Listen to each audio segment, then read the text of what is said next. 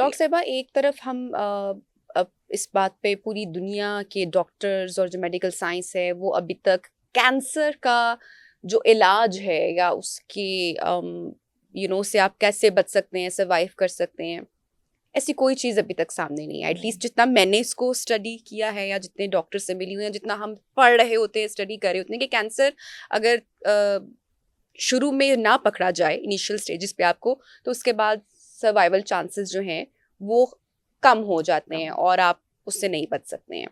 तो जब पूरी दुनिया में इस वक्त कैंसर का इलाज ही नहीं है तो उसकी वैक्सीनेशन आ गई है, लोगों में ये बात बहुत डाउट क्रिएट कर रही है।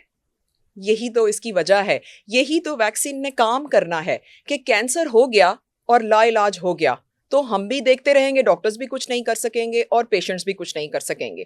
इसीलिए मैंने नंबर आपको बताया कि पाकिस्तान में 5,000 नए केसेस एक साल में सामने आए हैं और तकरीबन ये 5 से 7,000 हैं। और ये एज ग्रुप क्या है? ये एज ग्रुप सर्वाइकल कैंसर 65 साल की उम्र से पहले पहले होता है, यानी ज्यादातर ये रिप्रोडक्टिव एज ग्रुप है, 35 साल 40 साल यंग एज।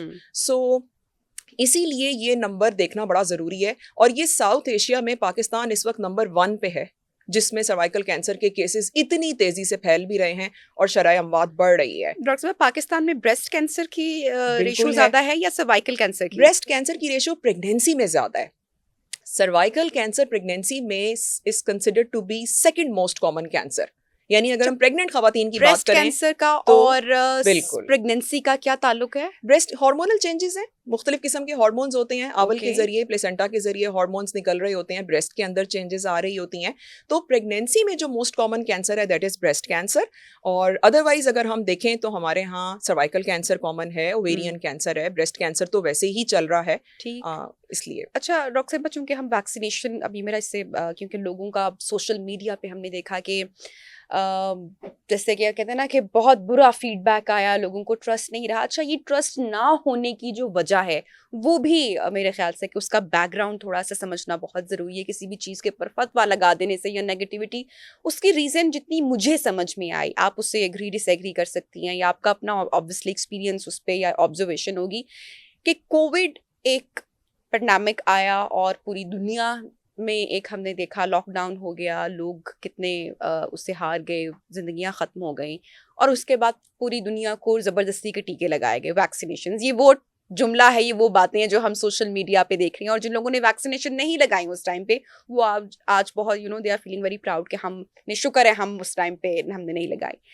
अब जिन लोगों ने वो वैक्सीनेशंस लगवाई कोविड में और डिफरेंट तरह की आई, चाइना ने बनाई, यूके की आई, यूएस की, पूरी दुनिया से आई, रशिया की आई, अब एक स्कूल ऑफ थॉट ये बात कर रहा है कि उन वैक्सीनेशंस के बाद इम्यूनिटी जो है वो डिस्टर्ब हो गई है। लोगों को ऑटो इम्यून की जो डिजीजेज हैं, जिनका पहले शायद लोगों को मे भी इतना इल्म नहीं था, सोशल मीडिया एक्सपोजर भी अभी पिछले 5-6 साल में बहुत ज़्यादा रिसर्चेस, बहुत सारी चीज़ें आई हैं, लोगों को हेल्थ के बारे में भी बहुत कुछ पता चल गया है। एक ये भी रीज़न हो सकता है।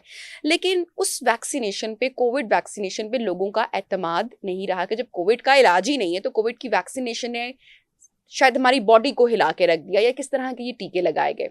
ये एक स्कूल ऑफ थॉट की मैं आपसे बात कर रही हूँ। इसकी एक और एग्जाम्पल मैं आपको इस तरह से दूंगी कि पाकिस्तान में जिस तरह से ऑटिज्म बढ़ता चला जा रहा है और इतने केसेस बन गए हैं, और डोनाल्ड ट्रंप की भी जो रिसेंटली एक स्पीच हुई उसमें भी उन्होंने एक हैरत का इजहार किया कि बच्चों में और दुनिया में जो ऑटिज्म बढ़ रहा है ये इस तरह से जेनेटिकली नहीं हो सकता। फिर यूके में, यूएस में, यूरोप में रिसर्चेस हुई हैं, वहाँ पे ये बात कहीं ना कहीं उनके टीवी शोज़ में ये बात सामने आई है, और जो डॉक्टर्स हैं कि वैक्सीनेशंस और ऑटिज्म का कहीं ना कहीं लिंक हो रहा है, और ये बात अब बहुत खुलकर सामने आ रही है। फिर वो बहुत सारी मदर्स जिनके बच्चे रिग्रेशन में गए, उनका ये पॉइंट ऑफ व्यू था कि हमारे बच्चों को वैक्सीनेशन के बाद उनमें रिग्रेशन आया। तो कहीं ना कहीं इन चीज़ों ने हमारा वैक्सीनेशन से ट्रस्ट उठा दिया। ये बात करना बहुत ज़रूरी मैं समझती हूँ क्योंकि बहुत कंट्रोवर्शियल भी है, और ये हमारा एतमाद बहाल करने के लिए या हमें कॉजेस को समझने के लिए इस पर डिबेट करना बहुत ज़रूरी है। आपने सही कहा। देखें, कोई भी नई चीज़ आती है ना, उसे एक्सेप्ट करने में लोग थोड़ा टाइम लगा लेते हैं। अब पोलियो वैक्सीनेशन भी कितने अरसे से थी, फिर आप देखें प्रेगनेंसी में सबको पता है 7वें 8वें महीने में हमें हिफाजती टीका लगना है, वो भी वैक्सीनेशन है।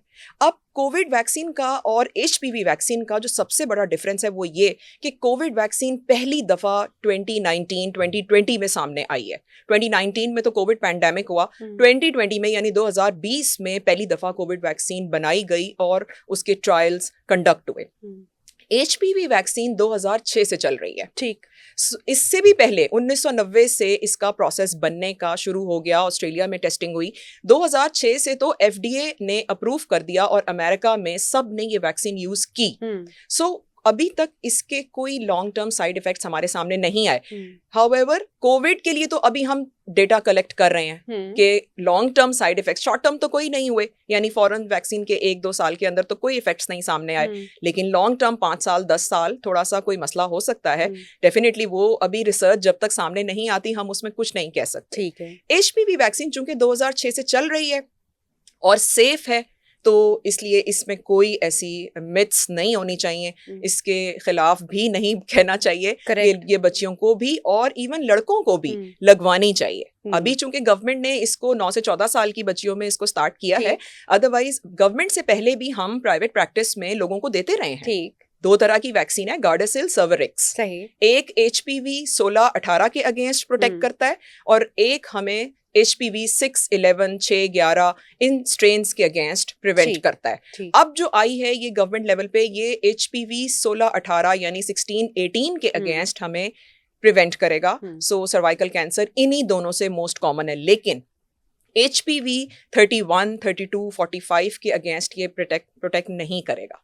ओके। तो डेफिनेटली अभी इसमें कुछ आई एम श्योर कि जितने पेरेंट्स, जितनी मदर्स हमें सुन रही हैं, जितने पॉसिबल क्वेश्चंस मैं कर सकती थी जो कि मैंने कंसर्न मदर्स का देखा और बहुत सारी खवातीन से बात हुई, तो आई एम श्योर कि डॉक्टर रबीका की गुफ्तगू से वो तमाम बातों का जो जवाब है, जो सवाल आपके थे वो आपको यकीनी तौर पे मिल चुके होंगे।